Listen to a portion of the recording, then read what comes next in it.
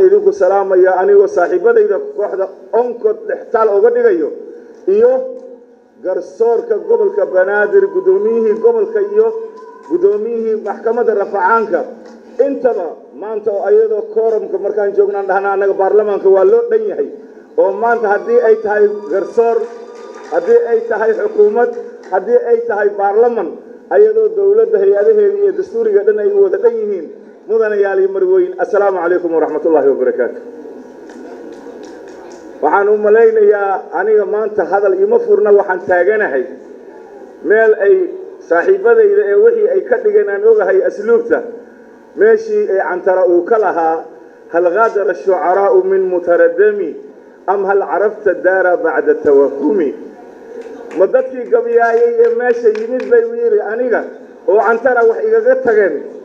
oo haba yaraatee waxaan wax ka sheego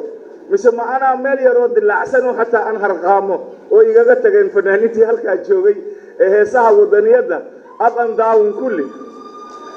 xataa haddii ay tahay inay digniinna siiyeen haddaan mooshin la soo boodno waxa ay ka yeeli doonaan haddii marmarka qaar baarlamaanka annaga aan sii tallaabsanno runtii aanu arrintaasi aad runtii aan raalli oga ahay sida ay wax u saxayaan fanaaniinta qiimaha leh ee kooxda asluub aad runtii ayaga arrintaasi maanta ay soo bandhigeen wax allaale wixii ay u qarsoonaa haddana waxaa dhinaca kale aanan raalli ka nahay inta la sheegay oo qaar indhaheenna aan ku aragnay waxa ayaga ay qabtaan ciidamada asluubta keliya inaysan ahayn inay xabsi ku hayaan dadka dambiilayaasha balse inay yihiin mucallimiin soo saara qaybaha kala duwan ee bulshada dadka ugu qiimaha badan marka ay soo dhammaystaan waayo waxaan xogogaal aan u nahay rag markii ay gelayeen xabsiyada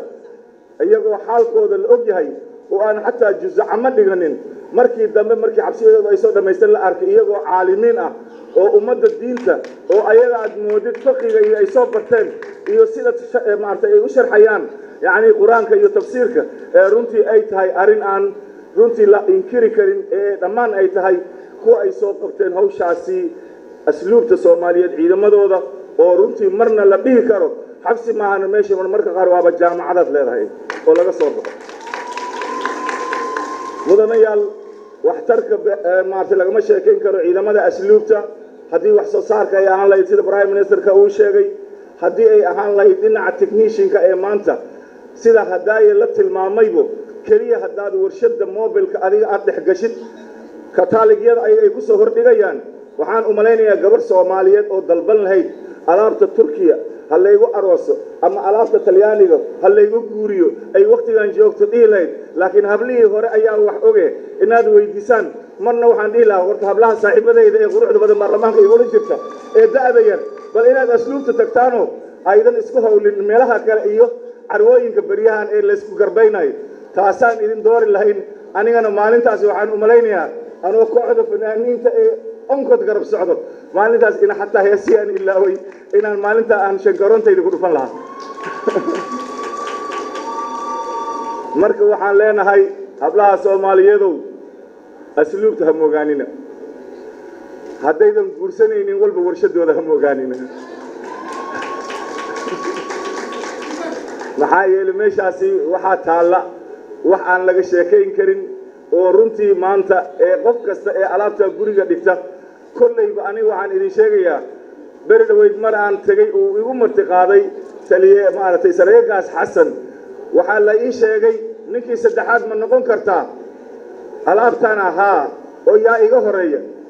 saddexa ka horeyso ra'iisul wasaare ku-xigeenka wasiirka cadaaladda waxaan intuusan gudoomiye maartay jawaari uusan imaanin alaabta qaybtayda haligaga sameeyo aniga arbacunkaygan dhigto ninkii ciyaar moodayo ama inaan kaftamayo ama inaan u camirayo alaabta maalintii guriga la dhigo waxaan u malaynayaa in kastoo albaabka iga soo xirmay inaan albaabka jabsan doono runtii lagama sheekayn karo taariikhda qotada dheer waxaan annaga u soo joognay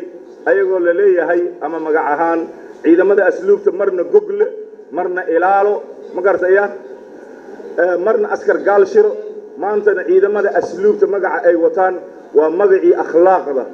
akhlaaqda oo aqoonta weliba ka qiimo badan oo haddaan ninka bilaa akhlaaq u yahay xataa aqoontiis aan wax tarayn marka hambalyo akhlaaqdaasi jiilka Soomaaliyeed ee halaabay badi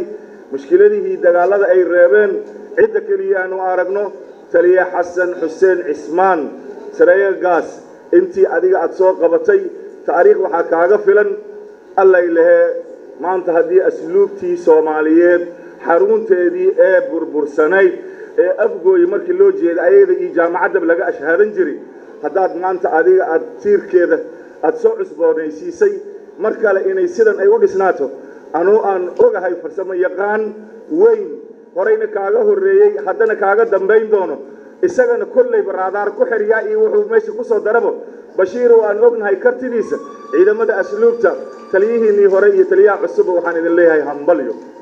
hambalyo ayaan idin leeyahay hambalyo wasiirka cadaaladana waan ku faraxsanahay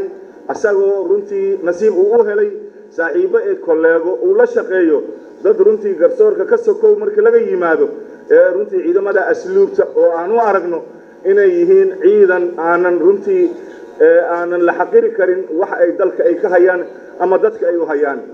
mudanayaal iyo marwooyin mar kale mar saddexaad